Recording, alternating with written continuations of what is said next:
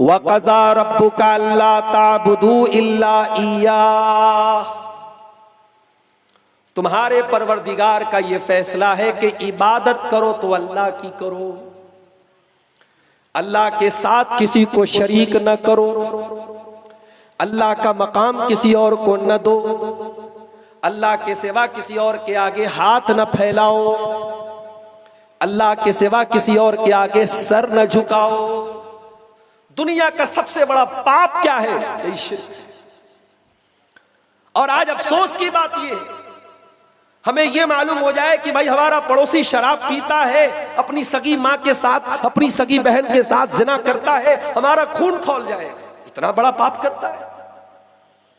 और आपके आसपास में शिर्क की भरमार है, कहीं कब्र पे सजदा हो रहा है, कहीं सूअर की इबादत हो रही है, कहीं कुत्ते की इबादत हो रही है, कहीं शर्मगाह की इबादत हो रही है, कहीं पत्थर के आगे हाथ जोड़ा जा रहा है और आपको कोई फर्क नहीं पड़ता। जबकि जिना से बड़ा पाप शिर्क करना है। अपनी सगी बहन, अपनी सगी माँ के साथ जिना करना उतना बड़ा पाप नहीं है जितना बड़ा पाप अल्लाह के साथ शिर्क करना है। जिना करने वाले की अल्लाह क्या माफी हो सकती है? कत्ल करने वाले की माफी हो सकती है, चोरी करने वाले की माफी हो सकती है, लेकिन शिर्क करने वाला अगर बगैर तौबा किए दुनिया से चला गया, अल्लाह ताला क्या उसकी माफी होने वाली नहीं है। ये किसका ऐलान है? खुद अल्लाह का ऐलान है। इन्नल्लाह ला यगफिरु अन युशरक बिही व यगफिरु मा दून ज़ालिका लिमन यशा।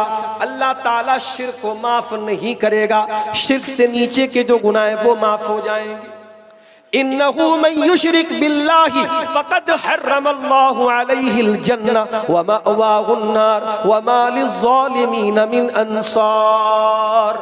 जो अल्लाह के साथ शिर्क करेगा और उसी हालत में मर जाएगा, अल्लाह ने जन्नत उसके ऊपर हराम कर दी, वो हमेशा जहन्नम में रहेगा और उसका कोई मददगार नहीं होगा। इतना बड़ा पाप है शिर्क करना। मुसलमानों, आज कितने करोड़ मुसलमान हैं जो तौहीद का मतलब भी नहीं जानते, शिर्क का मतलब ही नहीं जानते। आप पाकुड़ में रहते, शायद आपको बहुत चीजें ना मालूम। बर्दमान आप चले जाइए, कलकत्ता चले जाइए, पटना चले जाइए, दिल्ली चले जाइए, मुंबई चले जाइए, अजमेर चले जाइए, बरेली चले जाइए, हमारे यूपी में लखनऊ चले जाइए, फैजाबाद चले जाइए, आपको जगह जगह ऐसी जगह मिलेंगी जहां मुसलमान मौजूद है, टोपी लगाए हुए हैं, औरतें मौजूद है, नकाब पहने हुए हैं, मगर वहां कोई अल्लाह का नाम लेने वाला नहीं है, कोई अल्लाह की इबादत करने वाला नहीं है। उन कब्रों के ऊपर, उन मज़ारों के ऊपर जाकर के सजदा कर रहे हैं। जिस अमल पर अल्लाह के नबी ने लानत की है अपने इंतकाल के टाइम, जिस अमल के बारे में नबी ने इंतकाल के टाइम कहा, लानल्लाहुल यहूद वन नसारा इत्तखज़ू कुबूर अंबियाइहिम मसाजिद, अल्लाह की लानत हो यहूद और नसारा के ऊपर, उन्होंने अपने नबियों की कब्रों को के ऊपर सजदा करना शुरू कर दिया। इसीलिए तो शायर कहता है, करे गैर गरबुत की पूजा तो काफिर, कवाकिब में माने करिश्मा तो काफिर, झुके आग पर बहरे सजदा तो काफिर, जो ठहराए बेटा खुदा का तो काफिर, मगर मोमिनों पर कुशादा है राहें, परस्तिश करे शौक से जिसकी चाहे, नबी को जो चाहे खुदा कर दिखाए, इमामों का रुतबा नबी से बढ़ाए, मज़ारों पे जा जा के नजरें चढ़ाए, शहीदों से जा जा के मांगे दुआएं, न तौहीद में कुछ फर्क इससे आवे, न इस्लाम बिगड़े न ईमान जावे। ये है मुसलमान का।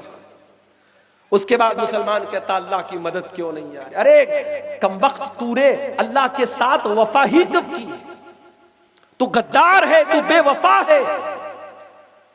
तूने अल्लाह के साथ नमाज में वादा किया, इय्याका नअबुदु व इय्याका नस्तईन, आय अल्लाह मैं तेरी ही इबादत करता हूँ, मैं तुझी से मदद चाहता हूँ। नमाज पढ़ के निकला, तू नारा लगाता है या अली मुश्किल कुशा, तू नारा लगाता है या शेख अब्दुल कादिर जिलानी शैयन लिल्लाह, तू नारा लगाता है या खाजा गरीब नवाज, तू नारा लगाता है या गौसे आजम। तूने अल्लाह को अल्लाह कब समझा मेरे भाई?